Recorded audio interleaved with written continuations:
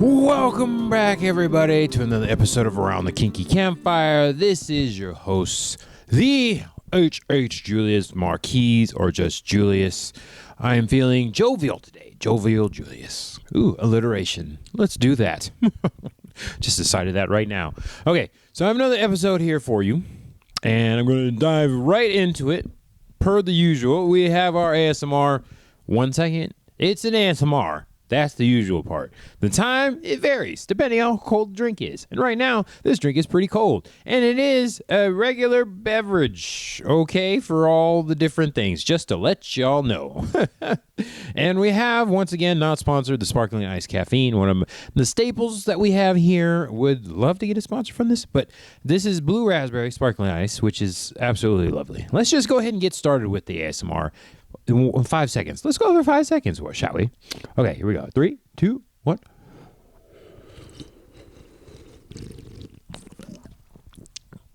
Oh, man. I don't even know how long that was, but almost choked. So that time wasn't even the cold. It was the choking. It's always the choking. Just not try to take it straight to the back of the throat. It's not good when you do that. Gotta warm up the gotta warm up the throat glands. Okay. Anyways, as we're getting distracted here, we'll get back to the topic. So, today's topic is called the sex education you wish you had, mostly focused around kink, okay? Julius is going to have a little health teacher time with you. I'm going to teach you about the kink parts of sex education that I don't know about y'all, but I definitely wish I had when I was growing up. It was like, oh, this is a word. This is a thing we can do. Well, guess what? Julius has got it here for you. Okay, so I'm going to explain how it goes, of course, within the time limit that I have. Once again, I have a lot of notes, have some articles that I will put in the description. Hopefully, everything, all the episodes and stuff will be posted at the right times and places. We were going to cross our fingers and hope that, and then these descriptions will be these links will be in the descriptions, the source material. Okay, first of all, let us start with the basics. Once again, we are going to explain what kink and definition is and the fetish definition. Okay, here we go. Kink. Broadly defined as an unconventional, non-traditional, or alternative sexual interest, fantasy, or practice. It essentially first refers to any desire or activity outside the realm of mainstream or vanilla sex, okay? Anything that turns you on, there is an arousal, but not directly having to be sex, okay? Does not need to be the outcome. That is what is considered a kink. Now, fetish is psychological or sexual fixation on an object, body part, or non-sexual activity required for arousal. Required for arousal, thus leading to the sex. But yeah, not necessarily having to do with sex. It does lead to it. It is requirement. There are things like another living, breathing, legal human I require to get aroused. Crazy that you have to say that right now, that we're in this day and age of this time in the world we live in this great nation, you have to say legal and breathing. Oh, so bad. Okay. While kink is a broad preference for non-normative intimate behavior, a fetish is strictly necessary for that person to achieve sexual arousal or orgasm. Yep. Stimulation of the genitals. That's another fetish of mine, which is great. Yep, totally. Okay, so we got the basics out of, we got those two, the main basics that we've talked about. These other ones, I don't know if one of them, but play is the next one. Refers to all activities that occur within a scene. That's specifically in the BDSM / kink space, which is very interesting because I do a little improv and they do a little playing as well, and that is not what they're talking about. No beating of people literally in a improv scene, usually. Most of the time it's no. So that part is interesting. Those worlds align. One of these days I'm going to do an episode of a Venn diagram of all the words and definition. The words that are related, that happen in both worlds. It's very funny. Once again, when I'm sitting in class laughing to myself because they're saying stuff like play and scene. It's like, that means something else to certain people. Okay. And then we have BDSM. Of course, we've explained what that one is. Bondage, discipline, Sadomasochism, and then also dominant submission. Subsets of kink that center around power exchange and plain play. So mostly the dynamics, authority exchange that happens around the kink stuff. So it's very more particular type deal. When we're talking about BDSM, that's more, the rules and the guidelines that you negotiate with your partners. Okay? Kink scene. Another word that means two different things, and depending on what community you're in. Planned kink dynamic or activity in which sexual activity may or may not happen. Refer to scenes as play sessions. I do like me a good play session with a partner. I tell you what, you talking about play sessions with people that don't know exactly what you're talking about. That is a interesting reaction on those people's faces. But it always makes me chuckle. I like it so much. Okay. Here we go. Kink dynamic, play relationship between play partners during a scene. So we're talking about specifically a kink dynamic versus just a regular dynamic, which is usually where roles are involved and there's some kind of negotiation, not necessarily a contract that is involved, with partners who are all consenting and approve or cool with the rules that you have set forth in that specific dynamic. But that is a the type of relationship. The kink dynamic specifically, we're talking about the scene or the play session. Yep. Okay. And then soft limit, dynamic or activity that someone typically is not willing to engage in, but may consent to under specific negotiated circumstances. So basically, that is an activity that you do. For me, one thing, as an example, would be anal.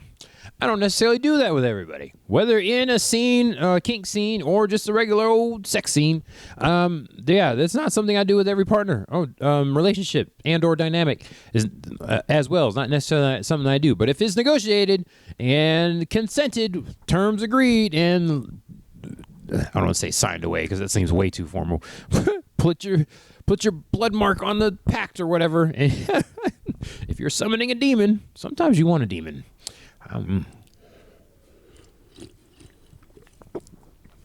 Definitely one of those words that means different things to different people. But sometimes you want to summon a demon because they do funny stuff to your business.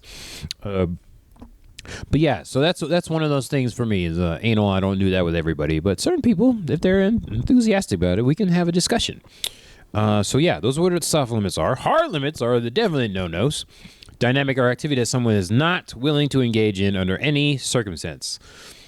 For me, that is intentional, like blood play, animals, scat, water sports, that kind of stuff. So that's a very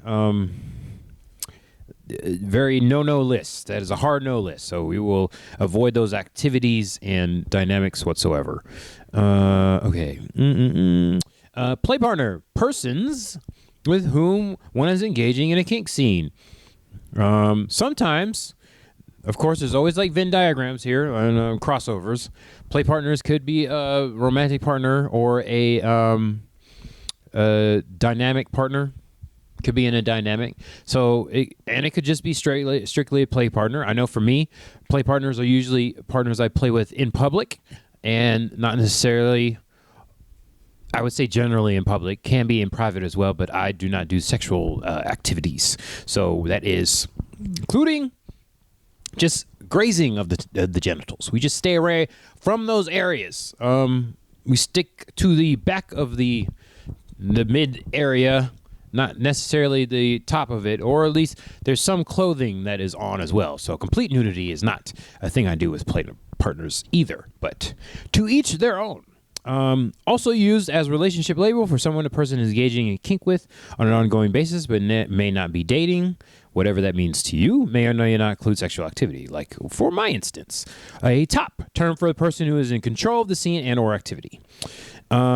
I will say if you read this article, some of these definitions were changed by moi, just to make them a little bit more updated, I'll just say, in my opinion.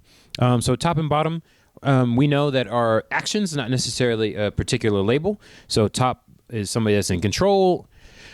Bottom is the one relinquishing control in a scene. But of course, that is an umbrella. Those are two umbrella terms because those are actions, not necessarily just a label or a role that somebody is doing.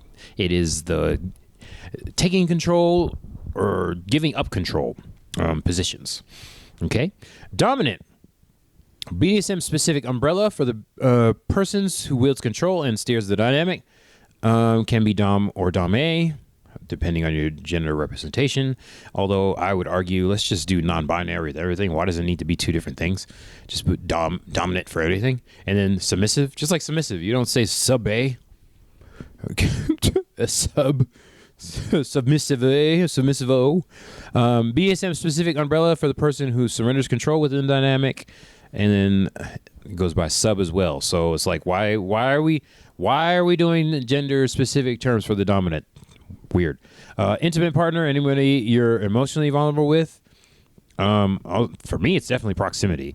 I wouldn't be cuddling somebody that is not an intimate partner, whether I am in a dynamic with them or not. That's just probably something I wouldn't do. Intimate, physical closeness equals intimacy as far as I'm concerned. So you should explore that for yourself. I know I've had to test that out is a word. I've had to try that out, see how it feels to me. And I'm like, after all these years of being in the kink community, this is something I've realized with myself is the physical intimacy as well as emotional vulnerability is something that ties in with an intimate partner specifically. I will say that. Okay, vanilla. Pejorative adjective for non-kinky sex or non-kinky person. What is vanilla nowadays? Like, if you want to go with the technical definition that they have, it's like missionary position with only your genitals touching. That's what's vanilla nowadays. If anything else is touching besides your genitals, that is not vanilla sex. So take that as you will. Safe word, pre-negotiated word that when uttered communicates when someone's limits are being approached. Can possibly end the scene. You should discuss that. Most of the times people just have the one safe word, but for those of us in the Central Florida area, I would say most areas, not tested, I'm just assuming, that the stoplight system is in effect. So those are 3 different safe words that you can use, mean different things. As we know, green means go, just like when you're in traffic, the stoplights. Yellow means, hey, hold on, might have to stop. Let's do a little check-in, and red, of course, means stop. Everything. So you have 3 different levels to go with there.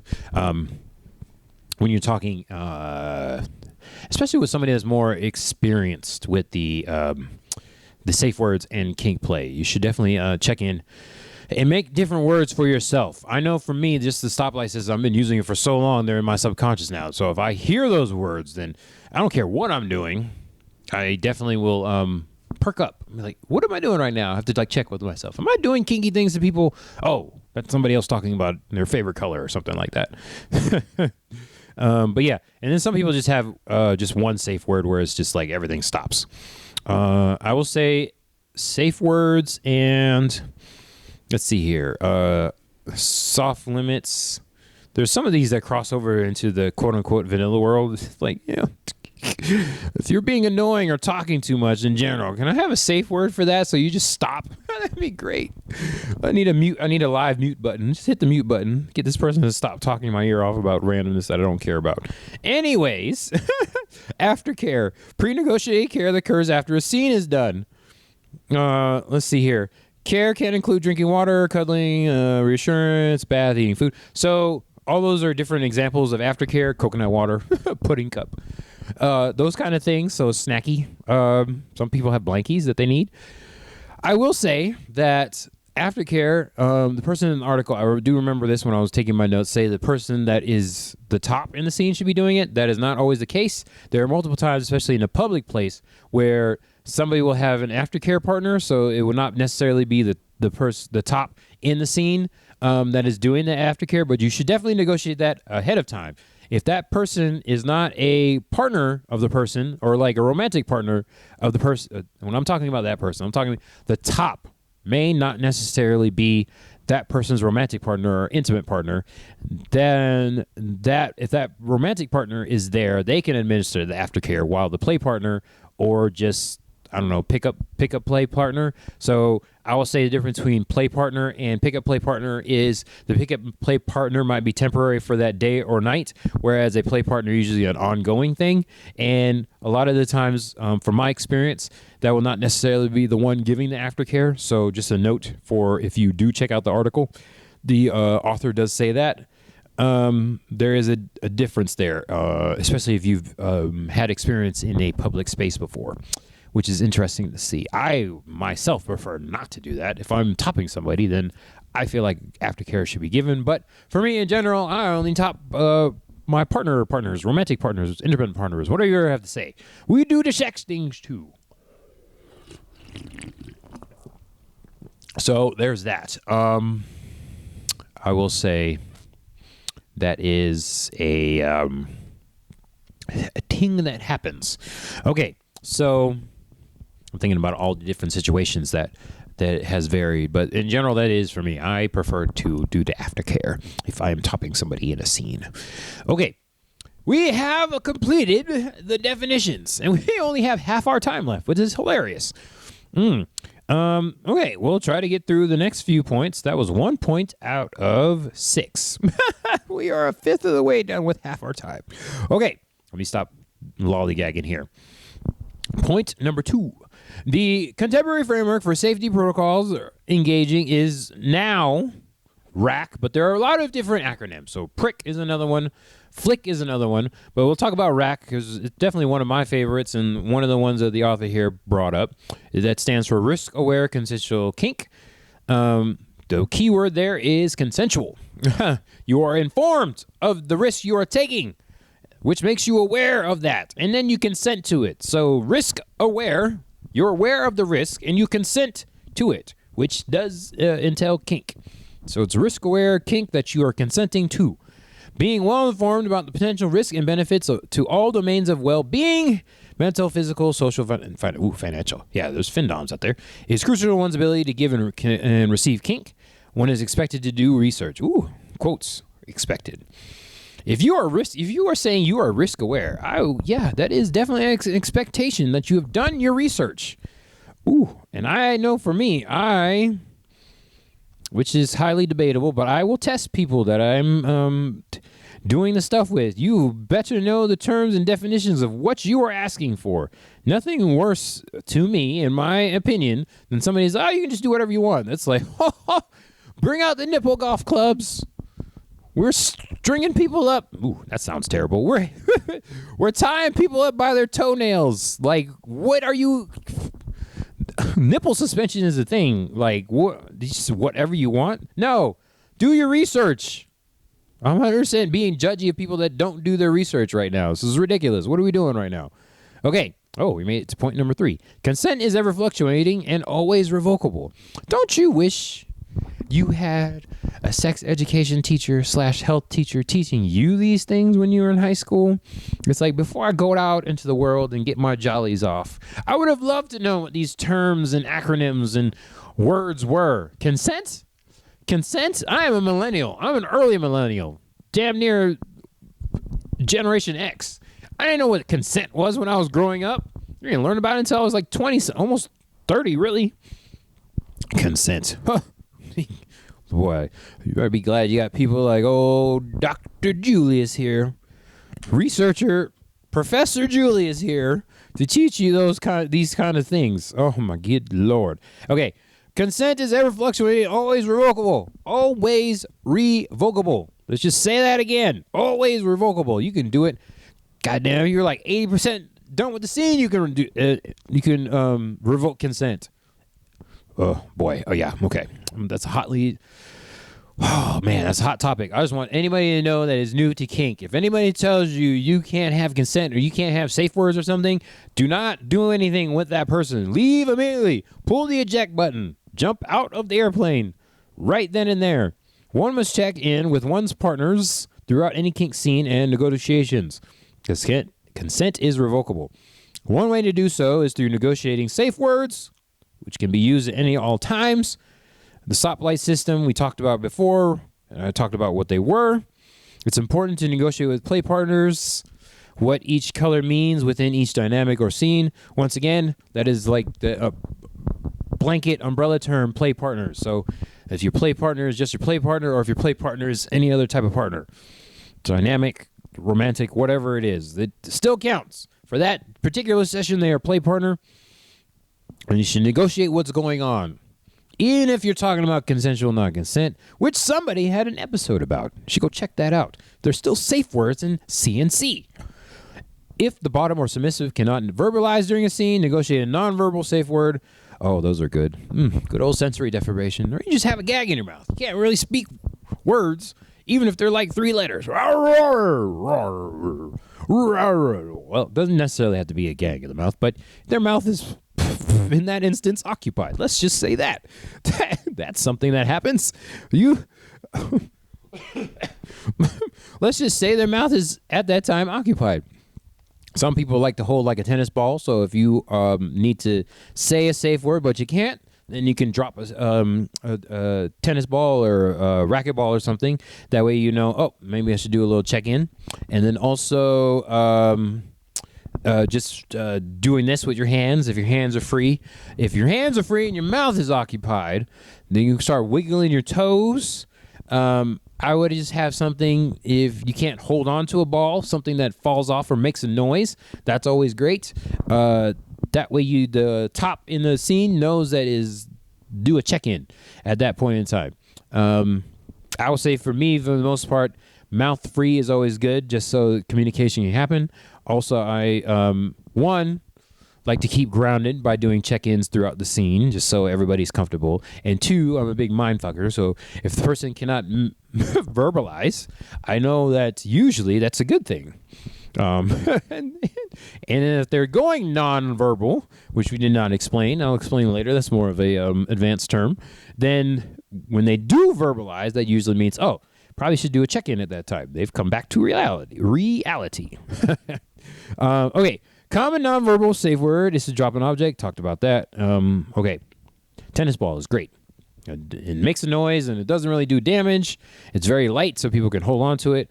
I will say like a stress ball is also good. A racquetball, a little bit smaller, just not as good grip depending on what's going on. Sometimes your palms get sweaty. You could be in a stressful situation where you are in a predicament that you might need to concentrate a little bit much, and you don't always have control of what your hands are doing. I would just say also stress ball is also good because sometimes people need to squeeze and pull stuff. And if you already got something in your hand, you can squeeze very hard. That's always good. And when you drop it, it's like, oh, okay. Couldn't concentrate anymore. Okay, I got a few minutes here to go over 3 more. I'm halfway done. I'll just say consent is important for tops too. Let's just say that. Dominants and tops can have whatever it is. Left-sided slash people. Tops, dominants, masters, whatever it is, can have consent as well. And also, they can have safe words. So, if the top needs to stop a scene, they should be able to say a safe word as well and end the scene. That is 100% something that can happen.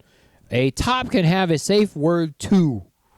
Let's say that right now one more time, just so everybody knows that is 100% a thing that can happen. Okay. Critiques. Let's see. Okay.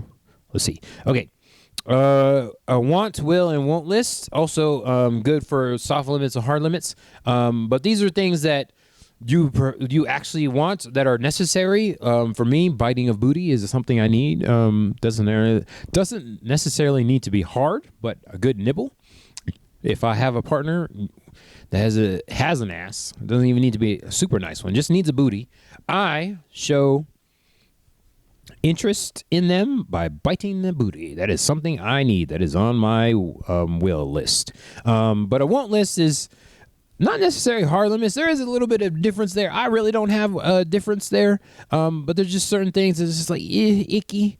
And that's the only real difference between a won't list and a hard limit. But yeah, the want and the will the will could be like a safe soft limit list, but it doesn't necessarily have to do specifically with sexual activities or kinks necessarily, but definitely should check out what you would want in a relationship. I know some people have trouble with cuddling as well, so that would be a weird thing for me. They want all the different things, but it's just like, no cuddling afterwards, we go our separate ways. And it's like, oh, okay, sure. Yeah, that kind of thing. Okay, let's see here. One enthusiastically desires is a want list, a will list, willing to engage in under specific circumstances, and a won't list, what one is not willing to engage in under any circumstances. This list can serve as a foundation to negotiate consent for a scene. Can't be completed alone or with a they can be completed alone or with a prospective play partner. So yeah, I will say like inviting an extra party into the dynamic or relationship probably could be something in there, because it's not necessarily a soft limit. It's just like, oh, I would be interested in that if all the circumstances were in there. Okay, quickly, one last thing. Kink and BDSM are not intimate partner violence. So IPV, pattern of abuse behavior used by an intimate partner to gain and maintain power and control over the intimate partner. So I will say the difference between kink BDSM versus IPV is that it is a willing participant. Consent. That is the biggest thing. Informed consent. Personally responsible, informed, consensual kink. Personally responsible. You are informed as well. So along with rack, there's prick. And that is the thing that is different between IPV and kink BDSM, what a lot of people do not realize is that it is consensual. So you are consenting to this enthusiastically. Anything but an enthusiastic yes is a no, and consent is revoked. So big thing about IPV is that you're doing it on a non-consenting person. They have to do it whether they like it or not. I just want to point that out, okay? So that is why kink and BDSM is not IPV. While it may seem that one play partner is in kink scene has all the power and control, the performance of the dynamic has been carefully pre-negotiated with safety and pleasure in mind. There's the big difference. Aftercare should be both pre-negotiated and adjusted as needed in the moment. I will say that is a big thing when it comes to kink scenes. Aftercare is kind of paramount. There are times, and I have friends that don't do aftercare during a scene. I will say they're probably doing it themselves. That is just, I don't know. I don't want to judge people for that, because everybody has their own kind of thing going on. But oh man, I'm a big fan of aftercare in general. I don't care if it's just good old quote unquote vanilla sex. There should be some kind of aftercare afterwards. And just to let y'all know, ain't no sex with me, 100% vanilla. Even by the technical definition that I gave you.